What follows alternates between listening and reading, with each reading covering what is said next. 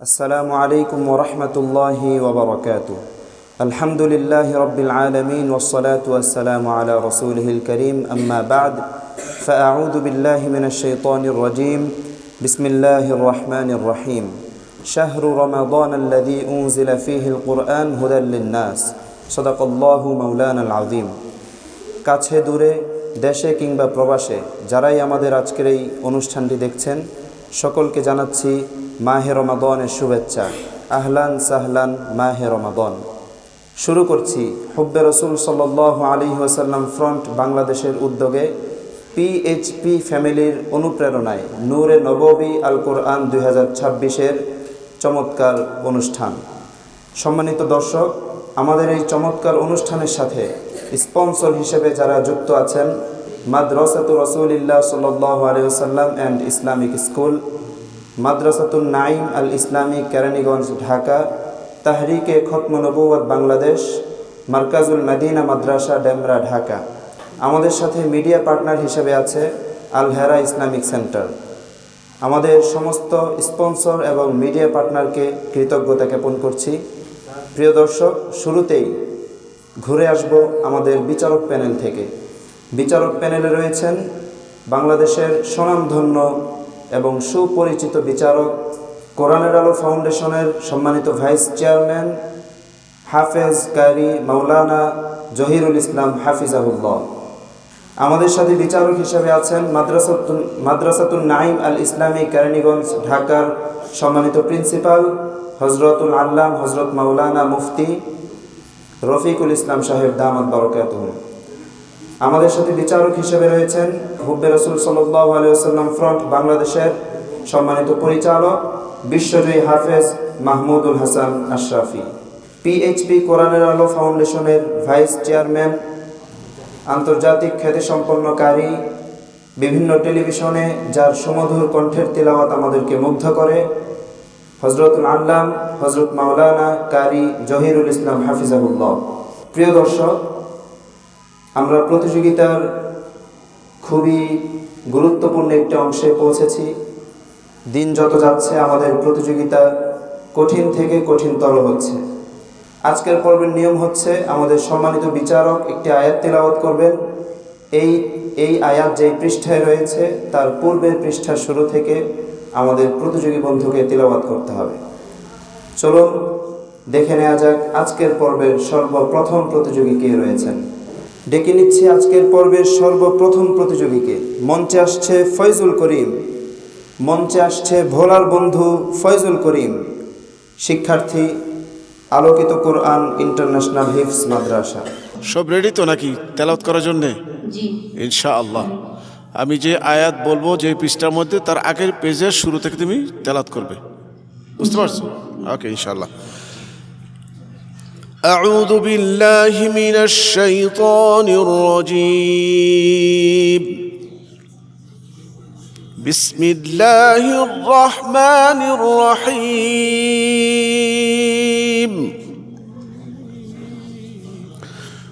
ونقلب أفئدتهم وأبصارهم. أعوذ بالله من الشيطان الرجيم. بسم الله الرحمن الرحيم.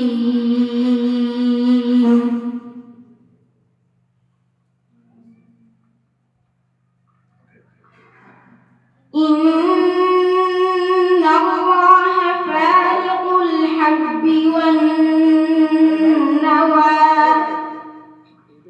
يخرج الحي من الميت ومخرج الميت من الحي ذلكم الله فأنى تؤفكون. فالق الإصباح وجعل الليل سكنا والشمس والقمر حسبانا ذلك تقدير العزيز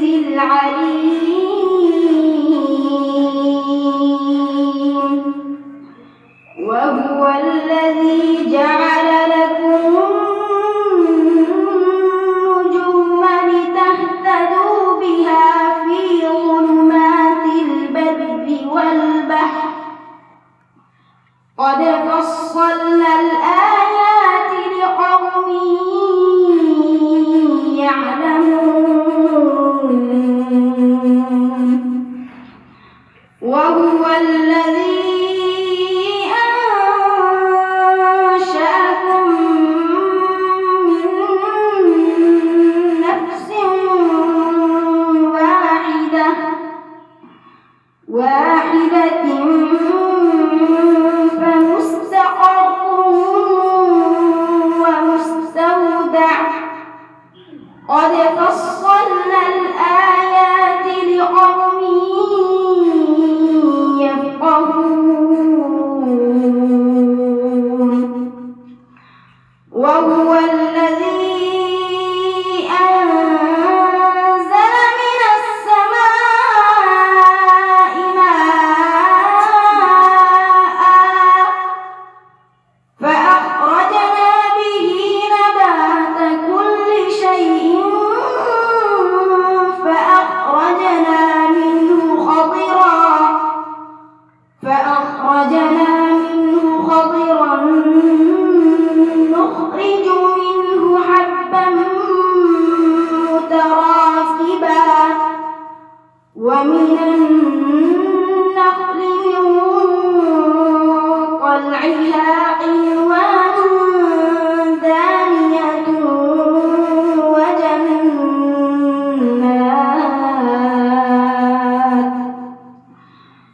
وجنات من أعناب والزيتون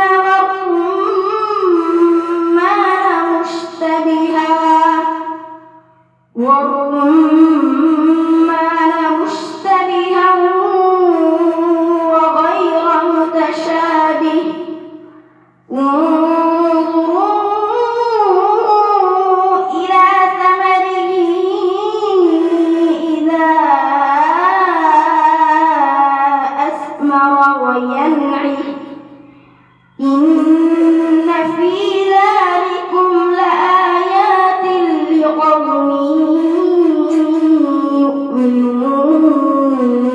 يؤمنون حسبك صدق الله مولانا العظيم মাশাআল্লাহ, আলহামদুলিল্লাহ। গোধূলি লগ্নে যখন পাখি ফিরে যায় নিজ নীড়ে, ঠিক তখনই যেন আমাদের প্রিয় বন্ধুর তেলাওয়াত থমকে দিয়েছে সকল পাখিকে। আমি বিশ্বাস করি আমাদের ছোট্ট বন্ধুর তেলাওয়াত শোনার পরে আপনাদের মনেও প্রশান্তি লাভ করেছেন, আলহামদুলিল্লাহ।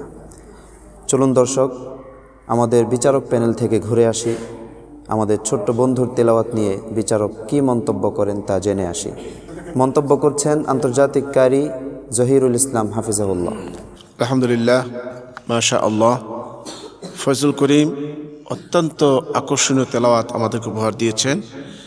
তবে এই আকর্ষণীয় যদি বজায় রাখতে চায়, ধারাবাহিকতা চালু রাখতে চাও, তাহলে তুমি অবশ্যই ওয়াকফগুলো খেয়াল করতে হবে। যে অক্ষরের যে সিফাত আছে, সিফাতগুলো অবশ্যই সঠিক যেন হয় তোমার খেয়াল করতে হবে, এবং সামনে খুব সতর্কতার সাথে এগিয়ে যেতে হবে তুমি যদি টিকে থাকতে চাও। কারণ প্রত্যেকেই ভালো, হাড্ডাহাড্ডি লড়াই হবে সামনে। অতএব বি কেয়ারফুল, তুমি চেষ্টা করে যাও ইনশাল্লাহ। জাযাকাল্লাহ খাইর। প্রিয় দর্শক, এবার ডেকে নিচ্ছি আমাদের পরবর্তী প্রতিযোগী নেত্রকোনার বন্ধু সাআদ বিন ইউসুফকে। মঞ্চে আসছে নেত্রকোনার বন্ধু সাআদ বিন ইউসুফ। সাআদ, তুমি কেমন আছো? আলহামদুলিল্লাহ, আমি ভালো আছি উস্তাদ। আপনি কেমন আছেন? হ্যাঁ, আলহামদুলিল্লাহ ভালো আছি। তোমার বয়স কত? 10 বছর। 10 বছর? মাশাআল্লাহ, 10 বছর বয়সে তুমি এই এত বড় মঞ্চে চলে আসছো, মাশাআল্লাহ। তুমি কি আমাদের আজকের পর্বের এই কঠিন নিয়ম জানা আছে তোমার? জি। এটা কিন্তু খুব কঠিন প্রশ্ন। আমি যে পেজ থেকে প্রশ্ন করব, তুমি তার পূর্বের পেজের শুরু থেকে তেলাওয়াত করতে হবে। আউযু বিল্লাহি মিনাশ শাইতানির রাজীম। বিসমিল্লাহির রহমানির রহিম।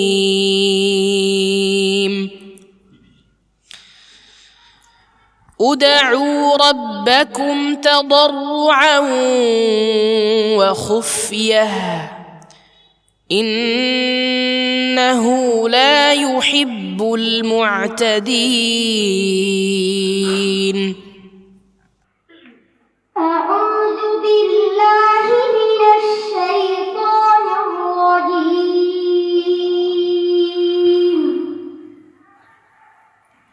بسم الله الرحمن الرحيم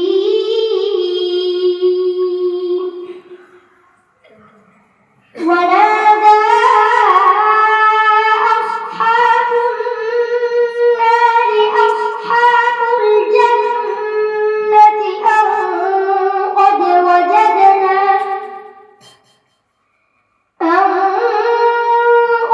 وجدنا ما وعدنا ربنا حقا فهل وجدتم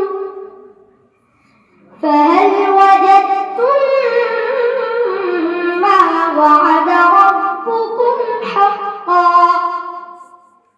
قالوا نعم فأذن مؤذن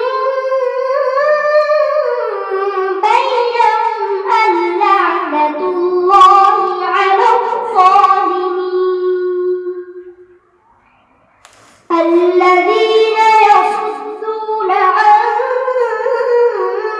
سبيل الله ويبغونها عوجا وهم بالآخرة كافرون وبينهما حجاب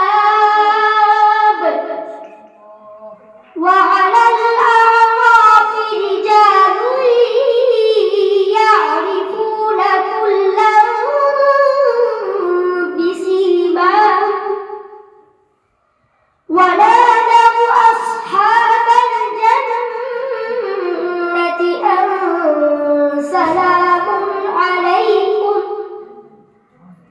أن سلام عليكم لم يدخلوها وهم يطمعون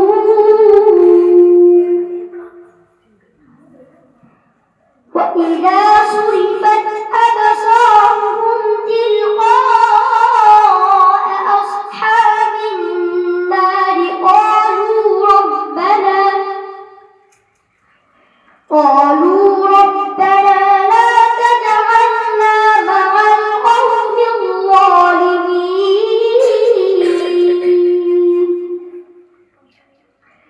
ونادى أصحاب الأعراف رجالا يعرفونهم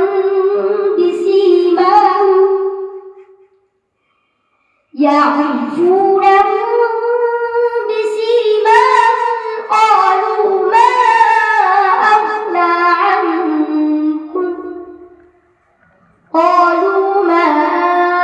أغنى عنكم جمعكم وما كنتم تستكبرون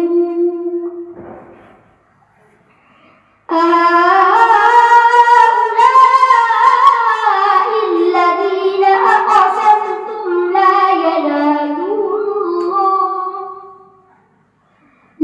ينالهم الله برحمة ادخلوا الجنة لا خوف عليكم ولا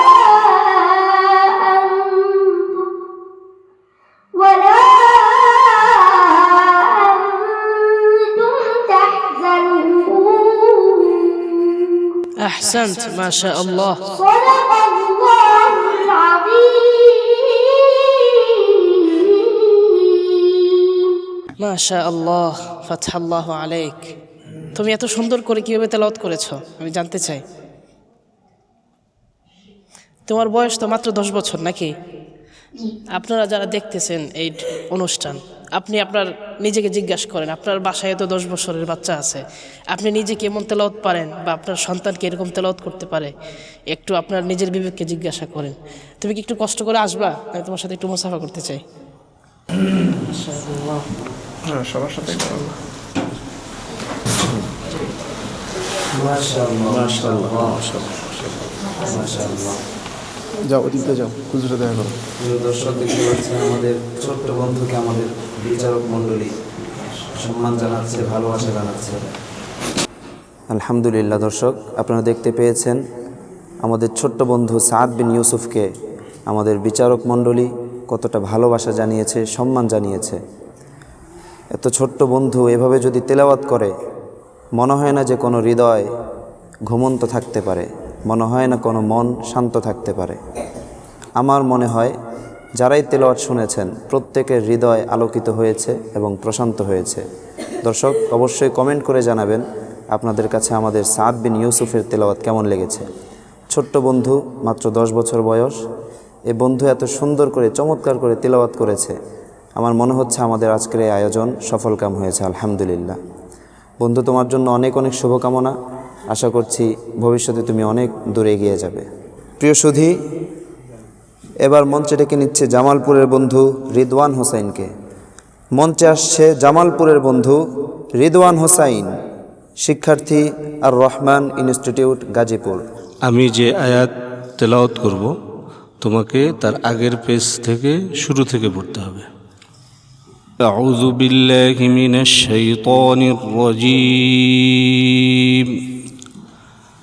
বিসমিল্লাহির রহমানির রহিম। وإن يونس لمن المرسلين. أعوذ بالله من الشيطان الرجيم. بسم الله الرحمن الرحيم.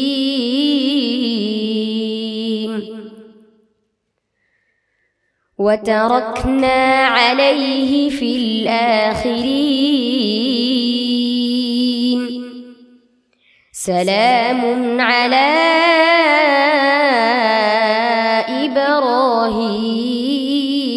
إبراهيم. كذلك نجزي المحسنين. إنه من عبادنا المؤمنين. وبشرناه بإسحاق نبيا من الصالحين. وباركنا عليه وعلى إسحاق ومن ذريتهما محسن وظالم لنفسه مبين. ولقد مننا على موسى وهارون ونجيناهما وقومهما من الكرب العظيم. ونصرناهم فكانوا هم الغالبين. وآتيناهما الكتاب المستبين. وهديناهما الصراط المستقيم. وتركنا عليهما في الآخرين. سلام على موسى وهارون. إنا كذلك نجزي المحسنين.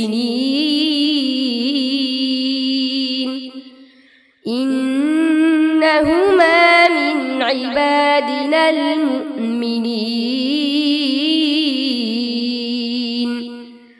وإن لوطا لمن المرسلين. إنهما من عبادنا المؤمنين.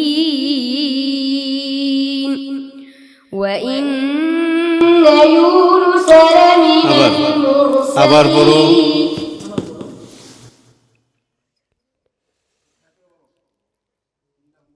إنهما من عبادنا المؤمنين وإن إلياس لمن المرسلين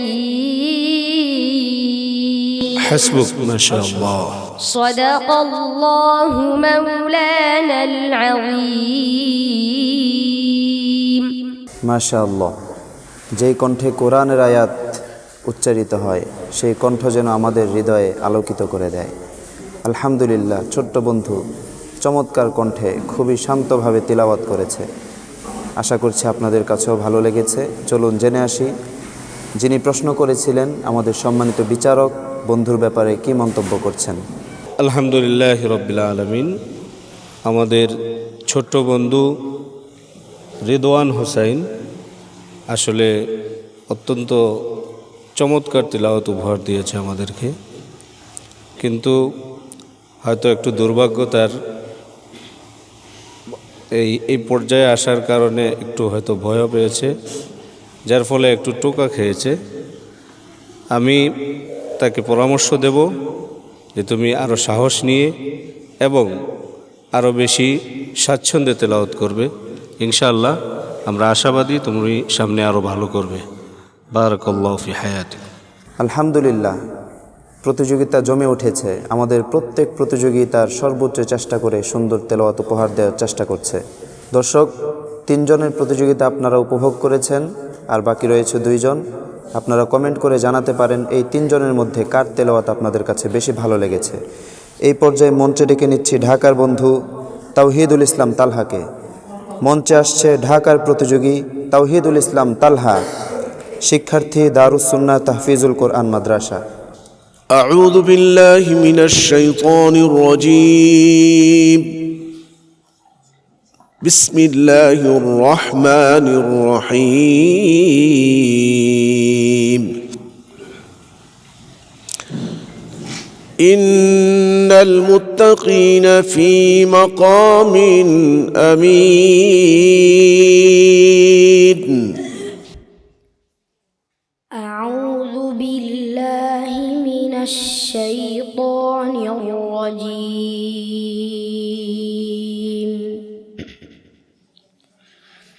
بسم الله الرحمن الرحيم.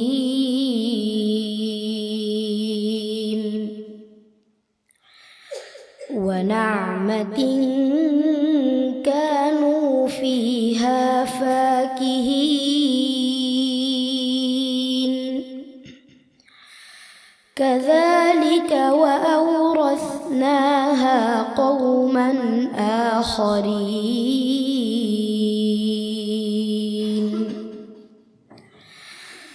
فما بكت عليهم السماء والأرض وما كانوا منظرين. ولقد نجينا بني إسرائيل من العذاب المهين.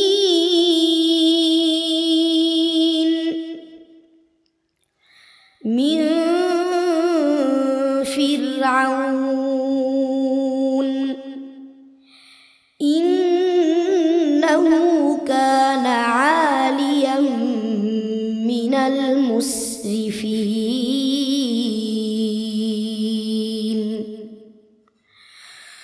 ولقد اخترناهم على علم على العالمين.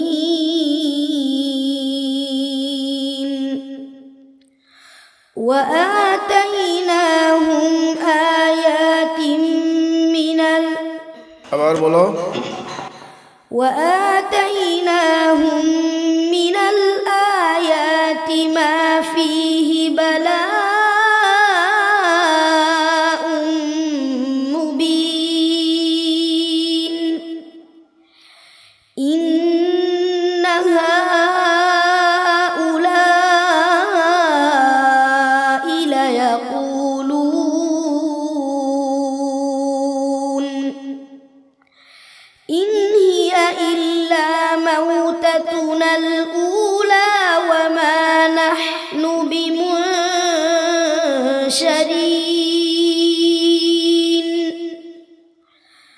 فأتوا بآبائنا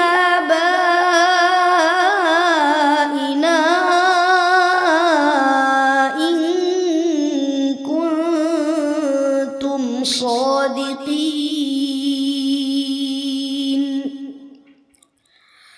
أهم خير أم قوم تبع والذين من قبلهم أهلكناهم إنهم كانوا مجرمين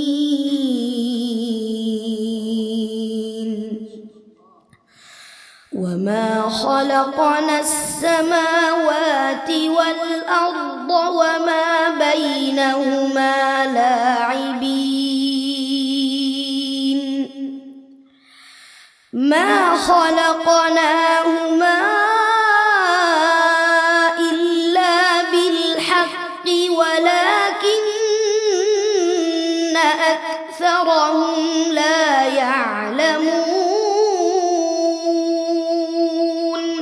حسبك صدق الله مولانا العظيم মাশাআল্লাহ, আলহামদুলিল্লাহ। আজকের এই তেলাওয়াত প্রমাণ করে কোরআন এখনও জীবন্ত, কোরআন এখনও হৃদয়কে নাড়া দেয়, এখনও হৃদয়ে দোলা তোলে। আলহামদুলিল্লাহ, এই তেলাওয়াত শুনে মনে হচ্ছে আমাদের এই অনুষ্ঠান সফলকাম হয়েছে। আমাদের এই কষ্ট, আমাদের এই মেহনত আল্লাহ রাব্বুল আলামিন কবুল করেছেন। আমি আমার এই ছোট্ট বন্ধুকে আন্তরিক কৃতজ্ঞতা জানাই এবং তার যারা ওস্তাদ রয়েছেন, পিতামাতা রয়েছেন, আপনাদেরকে অনেক অনেক শুভেচ্ছা, কৃতজ্ঞতা জ্ঞাপন করছি। আমি চলে যাচ্ছি আমাদের বিচারক প্যানেলে, যিনি প্রশ্ন করেছেন। সম্মানিত বিচারক, এত চমৎকার তেলাওয়াত শোনার পরে আপনার মন্তব্য কি, আপনি একটু জানাবেন। সুবহানাল্লাহ বিহামদিহি, সুবহানাল্লাহিল আযীম, ওয়া মা আরসালনাকা ইল্লা রাহমাতাল লিল আলামিন। আসলে কোরআন একটি মুজিজা। আপনারা শুনেছেন যে কোরআন যে তেলাওয়াত এমন একটি জাদুকরী আওয়াজ, এই কথাটা আমি বলবো যে কোরআন সেই জন্য এই জাদুকরী শব্দটা বেমানান হবে না, এই জন্যে যে কোরআনের এমন একটি পাওয়ার, সত্যিকারের হৃদয় দিয়ে যারা শ্রবণ করবে তাদের হৃদয় বিগলিত হবেই হবেই হবেই। অসংখ্য মুসলমান, অসংখ্য মুসলিম হয়েছে কোরআন তেলাওয়াত শুনে। তো আজকে যে তেলাওয়াত করেছে আমাদের ছোট্ট বন্ধু তাওহিদুল ইসলাম তালহা, যে তেলাওয়াত দিয়েছে, আমার বিশ্বাস আজকে যদি এই তেলাওয়াত বাহিরে প্যান্ডেল করে খোলা ময়দানে হতো, হয়তোবা আজকেও এই তেলাওয়াত শুনে অনেক অমুসলিম মুসলমান হয়ে যেত। এমনকি অনেক আছে কোরআন পছন্দ করে না, কোরআন ভালো লাগে না। আজকে আমাদের ছোট্ট বন্ধু তেলাওয়াত যদি ওই সকল মানুষ শুনতো, আমার বিশ্বাস তারা কোরআনের ছায়াতলে এসে তারা ইমানকে তরু তাজা করে ফেলতো। আলহামদুলিল্লাহ, আলহামদুলিল্লাহ। আমার কাছে অত্যন্ত ভালো লেগেছে, আমার হৃদয়কে স্পর্শ করেছে, আশা করি আপনাদের হৃদয়কেও স্পর্শ করেছে। আলহামদুলিল্লাহ, এই জাতীয় তেলাওয়াতকারী যেন বাংলাদেশের প্রতিটি ঘরে ঘরে আল্লাহ তৈরি করে দেন, আমি দোয়া করছি। আর তালহার জন্য দোয়া করছি, বিশ্বমানের তেলাওয়াতটা আমাদেরকে শুনেছে, আল্লাহ তাকে যেন বিশ্বমানের আলেম হওয়ার তৌফিক দান করেন। এগিয়ে যাও, সামনে এগিয়ে যাও ইনশাআল্লাহ। খুব সাবধানের সাথে তেলাওয়াত করতে হবে, ইয়াদ করতে হবে ভালো করে ইনশাআল্লাহ। সামনে আরও এগিয়ে যাও, আরও ভালো করতে হবে। হ্যাঁ, ওকে ইনশাআল্লাহ, জাযাকাল্লাহ খাইর। আলহামদুলিল্লাহ, কোরআন তেলাওয়াত শেষ হয়েছে, বিচারকের মন্তব্য শেষ হয়েছে। আমার মনে হচ্ছে এই তেলাওয়াতের মাধুর্য, এই তেলাওয়াতের রেশ এখনও যেন হৃদয়ে রয়ে গিয়েছে। মনটা এখনও কেমন জানি প্রশান্ত ফিল হচ্ছে। সম্মানিত দর্শক, আপনাদের কাছে উদারত আহ্বান জানাচ্ছি, আমাদের এই ছোট্ট বাচ্চাদের তেলাওয়াতগুলো শোনার পরে প্লিজ একটু নিজের সন্তানের দিকে তাকাবেন। আপনার সন্তান যদি দুনিয়ার বুকে এত সুন্দর করে তেলাওয়াত করে, আপনার কাছে কেমন লাগবে? একটু আপনার সন্তানের দিকে তাকাবেন। আপনি ইন্তেকাল করার পরে এই সন্তান যখন আপনার কবরের পাশে দাঁড়িয়ে চমৎকার কণ্ঠে কোরআন তেলাওয়াত করবে, আপনি সেই তেলাওয়াত শুনতে পাবেন, আপনার কাছে কেমন ফিল হবে? আপনাদের কাছে আহ্বান জানাচ্ছি, একটি সন্তান হলেও কোরআনের পথে দিন, একটি সন্তান হলেও নবীর ওয়ারিস হিসেবে গড়ে তোলার চেষ্টা করুন। আল্লাহ রাব্বুল আলামিন আমাদেরকে সঠিক বুঝ দান করুন, আমিন। সেই প্রত্যাশা নিয়ে ডেকে নিচ্ছি পরবর্তী প্রতিযোগীকে। মঞ্চে আসছে সিলেটের বন্ধু আব্দুল বাসিত। সিলেটের বন্ধু আব্দুল বাসিত। আমি এখন যে আয়াতটি তেলাওয়াত করব, এই আয়াতটি যেই পেজে রয়েছে তার পূর্বের পেজের শুরু থেকে তোমাকে তেলাওয়াত করতে হবে, কেমন? ইনশাআল্লাহ। أعوذ بالله من الشيطان الرجيم. بسم الله الرحمن الرحيم.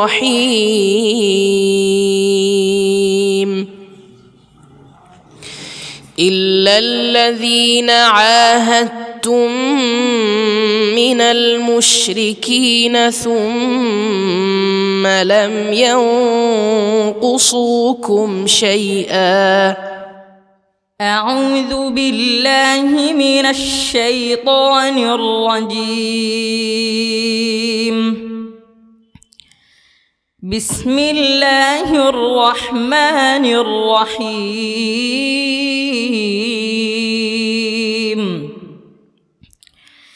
يا أيها النبي قل لمن في أيديكم من الأسرى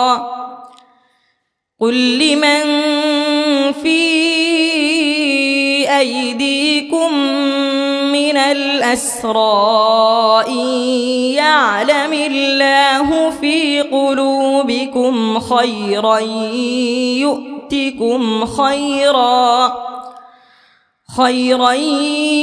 يؤتكم خيرا مما أخذ منكم ويغفر لكم والله غفور رحيم.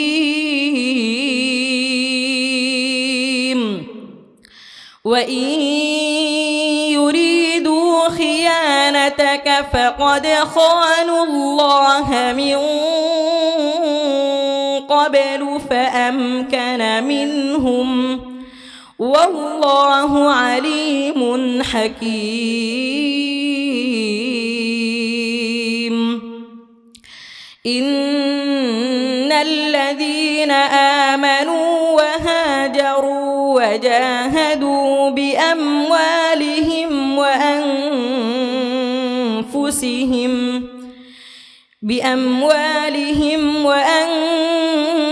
وأنفسهم في سبيل الله والذين آووا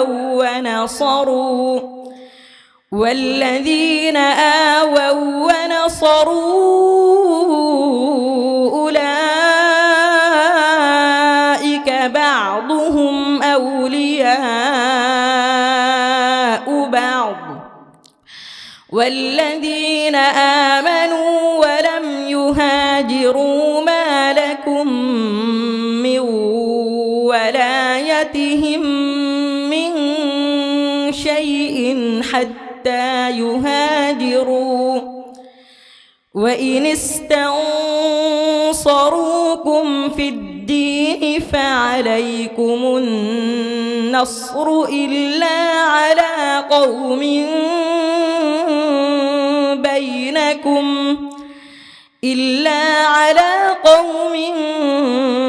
بينكم وبينهم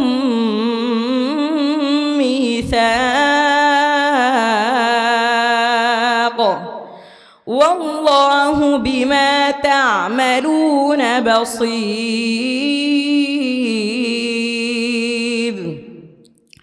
والذين كفروا بعضهم أولياء بعض إلا تفعلوه تكن فتنة في الأرض وفساد كبير. আহসান্ত, মাশাআল্লাহ। صدق الله مولانا العظيم. আলহামদুলিল্লাহ। ইন্নামাল মুমিনুনা আল্লাযীনা ইযা যুকিরাল্লাহু ওয়াজিলাত কুলুবুহুম ওয়া ইযা তুলিয়াত আলাইহিম আয়াতুহু যাদাতহুম ঈমানা। এক এক ফুলের এক এক ঘ্রাণ, এক একজনের তেলাওয়াত এক এক রকম, কিন্তু সবার মধ্যে একটা কমন বিষয় হচ্ছে প্রত্যেকটা তেলাওয়াত কেমন জানি আমাদের অন্তরগুলোকে শান্ত করে দেয়, কেমন জানি চারপাশের পরিবেশ নিস্তব্ধ করে দেয়। আমাদের এই আয়োজন আশা করছি আপনাদের মনেও শান্তি এনে দিচ্ছে, আলহামদুলিল্লাহ। প্রিয় দর্শক, চলুন আমাদের প্রতিযোগী সম্পর্কে সম্মানিত বিচারক যিনি প্রশ্ন করেছেন তার মন্তব্য জেনে নেই। মাশাআল্লাহ, লা কুওয়াতা ইল্লা বিল্লাহ। অত্যন্ত সুন্দর তেলাওয়াত হয়েছে। তারপরেও সাউতের প্রতি আরও যত্নশীল হবে। এটা তুমি যেই সুরে পড়েছো এটার জন্য তোমার পরিপূর্ণ আয়ত্ত থাকে, কেমন? আর ওয়াকফ ইয়াদার ক্ষেত্রে আরও যত্নশীল হতে হবে। এই পর্বগুলো অত্যন্ত কঠিন, আরও যত্ন সহকারে পড়তে হবে, কেমন? ভালো হয়েছে, আরও ভালো করতে হবে। প্রিয় দর্শক, সিলেটের বন্ধু আব্দুল বাসিতের তেলাওয়াতের মাধ্যমেই আমরা আজকের পর্বের সর্বশেষ প্রতিযোগীর তেলাওয়াত শুনে নিয়েছি। এখন ফলাফলের পালা। আর দেরি করছি না, ফলাফল ঘোষণার জন্য মঞ্চে ডেকে নিচ্ছে আমাদের আজকের পর্বের প্রিয় বন্ধুদেরকে। বন্ধুরা মঞ্চে চলে আসো। আলহামদুলিল্লাহ দর্শক, আমার হাতে ইতিমধ্যেই ফলাফল চলে এসেছে। এখনই সেই মাহেন্দ্রক্ষণ যেই সময়ের জন্য আপনারা অপেক্ষা করছেন, এবং আমাদের প্রতিযোগীদের চেহারায় দেখতে পাচ্ছি ভয় আশা দুটাই বিরাজ করছে। আমি দেরি করছি না। আমি বিশ্বাস করি যার হৃদয়ে কোরআন রয়েছে তার হৃদয়ে কখনো হতাশা প্রবেশ করতে পারে না। আজকের এই পর্ব থেকে যে বন্ধু বিদায় নেবে, ইনশাআল্লাহ সে এই মঞ্চ থেকে যে শিক্ষাগুলো পেয়েছে এগুলো কাজে লাগিয়ে ভবিষ্যতে অনেক দূর এগিয়ে যাবে ইনশাআল্লাহ। ফলাফল ঘোষণা করছি। সর্বোচ্চ নাম্বার পেয়ে যে পরবর্তী রাউন্ডে চলে যাচ্ছে, সর্বোচ্চ নাম্বার পেয়ে পরবর্তী রাউন্ডে চলে যাচ্ছে সাদ বিন ইউসুফ নাকি তাওহিদুল ইসলাম তালহা? কে যাচ্ছে পরবর্তী রাউন্ডে সর্বোচ্চ নাম্বার পেয়ে? আজকের পর্বের চ্যাম্পিয়ন তাওহিদুল ইসলাম তালহা। মাশাআল্লাহ, খুব খুশি, মাশাআল্লাহ। আলহামদুলিল্লাহ, চ্যাম্পিয়ন বন্ধুকে পেয়ে গিয়েছি। আজকের পর্বের যিনি রানার্স আপ হয়েছেন, দ্বিতীয় স্থান যথাক্রমে সাদ বিন ইউসুফ এবং আব্দুল বাসিত নাদিম। সাদ বিন ইউসুফ, মাশাআল্লাহ। পরবর্তী রাউন্ডে তোমার চমৎকার তেলাওয়াত আবার শুনতে পাবো। আব্দুল বাসিত, শুভকামনা। বাকি রয়ে গেল ফয়জুল করিম এবং রিদওয়ান। এই দুই বন্ধু থেকে একজনকে বিদায় নিতে হচ্ছে, আরেকজন চলে যাবে পরবর্তী রাউন্ডে। আজকের পর্ব থেকে যিনি বিদায় নিচ্ছেন তিনি হচ্ছেন